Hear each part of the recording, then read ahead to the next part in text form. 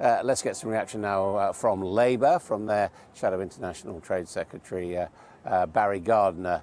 Also joining us is Sky's events commentator, Alistair Bruce. I'll speak to you in a moment. Barry Gardiner, a two-year Parliament, first of all. Does Labour think that's a good idea with no Queen's speech next year? Well, I think it's symptomatic of a manifesto that was roundly rejected and that really, as you said earlier, Adam, they've had to tear up. One would normally expect the manifesto commitments to be found in the Queen's speech.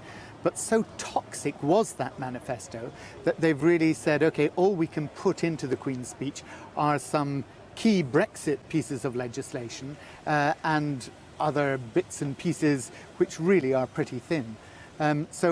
The idea that this can travel over a two-year period, I think most of us feel that it's more likely that the government won't last that 2 years. I mean, do you understand why they've decided that there won't be a one-year Parliament? Well, I understand why they've said it. My own view is that probably what we'll have in the interim is a change of leader within the Conservative Party, and it may be that at that stage we're looking at the beginning of a new Parliament. I mean, they've gone for some measures that they think there'll be a consensus on, for example, extending HS2 into the north and other investments in infrastructure. Would you expect that Labour will be supporting those? Look, absolutely. The non-contentious elements of their manifesto broadly are elements that they've taken from ours, if I may say so. But that's not the point.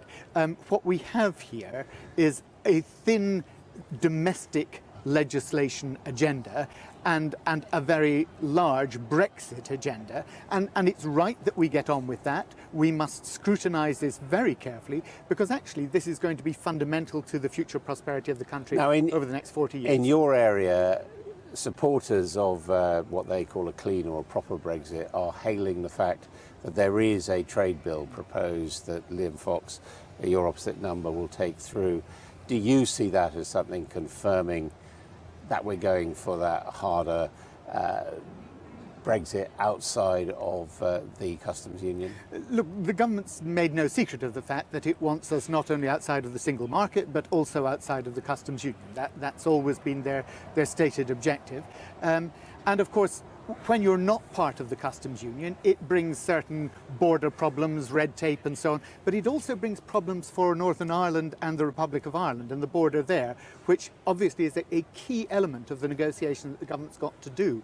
But we are very clear that what we want are the benefits that the single market and that the customs union afforded without being members of the European Union. And that's what we will be trying to ensure that the government is focused upon.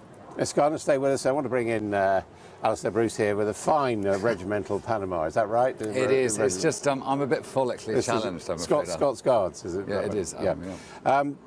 Why aren't you in your breeches and red finery this year? Well, the decision was taken that there wasn't enough time to rehearse a proper state opening, bearing in mind that Trooping the Colour took place on Saturday. But of course, that was when state opening was going to be on Monday, and that's been shifted to Wednesday.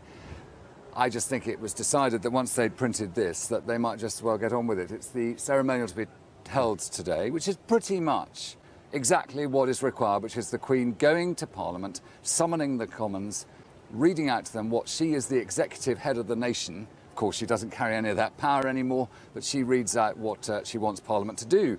Parliament will then decide whether they want to do it. And as far as the Queen herself, she's not going to be wearing a crown. There's been some debate of that this year. No, but the crown will be there. The crown is the symbol that is the nation, the United Kingdom. And it embodies, in a sense, not only her appointment as head of state, but she holds that because Parliament permits her to hold it and because we have elected the people who are in Parliament.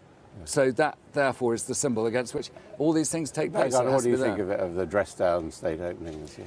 Look, I confess, OK, I love the flummery, I love the crown, I love the robes. I understand the conflict of timing, but really, as you say, we could have ended up having a rehearsal and doing it properly. Shame. but it's just another sign that really the government has been in chaos trying to cobble together this coalition. And who of the royal family other than Her Majesty are we expecting to see Just today? the Duke of Edinburgh. I think the Queen wanted the Prince of Wales probably to carry on looking after her guests at Ascot, and the Queen will be rushing from here to get back for the 2:45, I think. Thank you both very much indeed.